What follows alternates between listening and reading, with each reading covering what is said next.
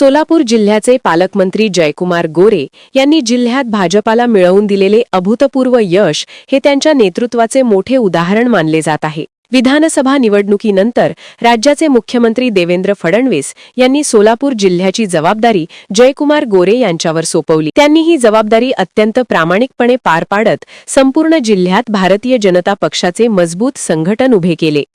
जिल्ह्यातील सर्व नेते आणि कार्यकर्त्यांना एकत्रित मोट बांधून त्यांनी सोलापूरकरांशी जवळीक साधली। स्वतःच्या मतदारसंघापुरते मर्यादित न राहता त्यांनी संपूर्ण जिल्ह्यावर लक्ष केंद्रित केले।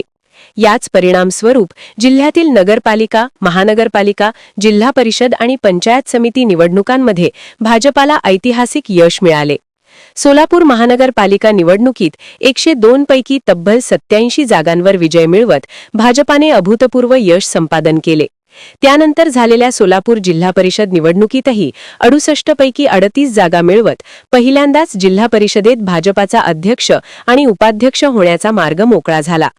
गुरुवारी 12 मार्च रोजी सोलापूर जिल्ह्यातील 11 तालुक्यांमधील पंचायत समिती सभापतींच्या निवडी झाल्या। यापैकी माळशिरस वगळता उर्वरित 11 पैकी 10 पंचायत समित्यांवर भाजपाने सत्ता स्थापन केली आणि आपला झेंडा फडकवला। एकेकाळी सोलापूर जिल्हा हा भारतीय राष्ट्रीय काँग्रेस आणि राष्ट्रवादी काँग्रेस पक्ष यांचा बालेकिल्ला मानला जात होता। मात्र जयकुमार गोरे यांनी हा इतिहास बदलून दाखवला। विकासाचा दृष्टिकोन आणि संघटन शक्तीच्या जोरावर त्यांनी भाजपाला जिल्ह्यात भक्कम स्थान मिळवून दिले।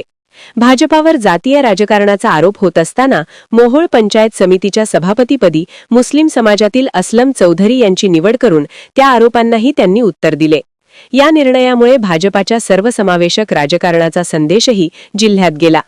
जिल्ह्यात पालकमंत्री जयकुमार गोरे यांच्या या कार्यकर्तृत्वाचा आणि धाडसी निर्णय पक्ष संघटन वाढीसाठी घेतलेला त्यांचा कौशल्यामुळेच आज सोलापूर जिल्हा भारतीय जनता पार्टीमय झालाय, एवढं मात्र निश्चित।